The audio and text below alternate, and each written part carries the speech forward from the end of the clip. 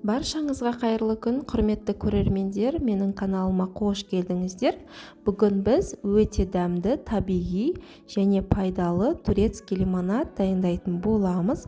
Бұл лимонад шөлді тамаша басады және де қазіргі күз мезгіліне өте пайдалы лимонад болып табылады.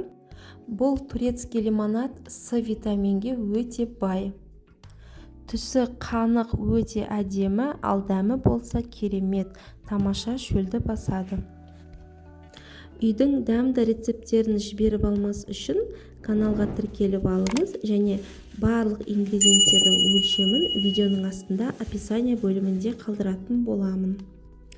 Турецкий лимонадты дайындау үшін бізге апельсин және лимон қажет болады.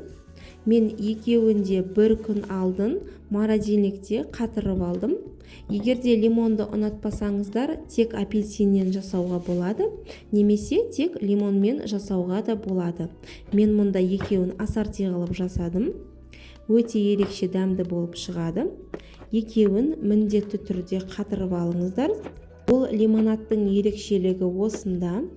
Егерде сіздер балғын күйінде мясорубкадан өткізетін болсаңыздар, мұндай керемет эффект болмайды. Сол үшін лимон мен апельсинді морозильникте қатырып алыңыздар.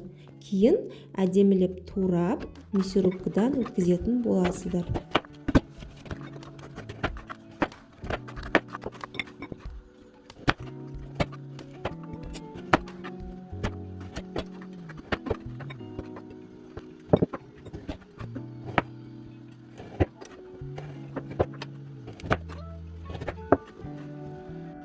Мінеки біз цитрустарымызды турап болдық. Енді осы цитрустарымыз ерімей тұрғанда тезірек мясорубкадан өткіземіз.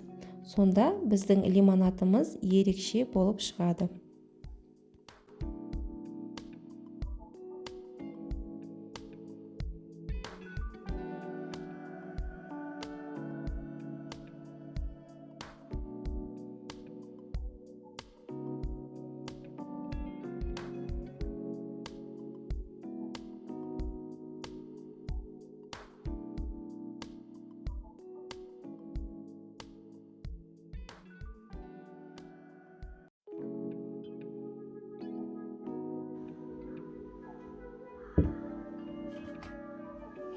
Мясорубкадан өткізіліп болған цитрустарымызды үлкендеу кастрюляға салып аламыз.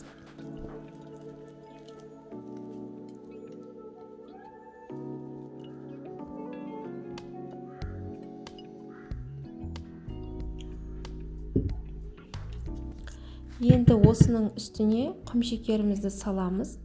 Құмшекермен асыра сілтеп жібермеңіздер, қатты тәтті болып кетпесін.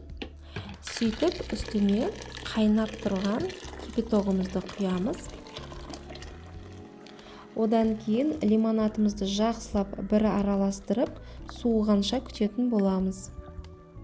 Суығаннан кейін ситомен кувшинге сүзіп құятын боламыз. Лимонадты салқын күйінде ұсынсаңыздар, өте дәмді болып шығады. Немесе балаларыңызға осы күйде берсеңіздер де өте пайдалы, С витаминге бай керемет лимонад. Бір жағынан сусын ретінде, бір жағынан алдын ала иммунитетті көтеру үшін де беруге болады. Және де бұл лимонад давлениесі жоғары адамдарға өте керемет ем болып табылады. Бізде ысырапқа жол жоқ. Мына ситадағы қалдықтарды қоқысқа тастамай, әр шай ішкен сайын бір қасықтан салып отырсаңыздар, шайыңыздың дәмі өте әдемі және де лимонды шай болып шығады. Осымен біздің турецкий лимонадымыз дайын болды. Қалауыңызша мята салып қойсаңыздар да болады. Сіздерге менің видеом ұнады деген үміттемін. Егер де менің каналыма тіркелмеген жаңа көрермен болсаңыз, каналыма тіркеліп, лайк басып, комментарий жазуды ұмытпаңыздар. Баршаларыңызға рахмет, сау болыңыздар.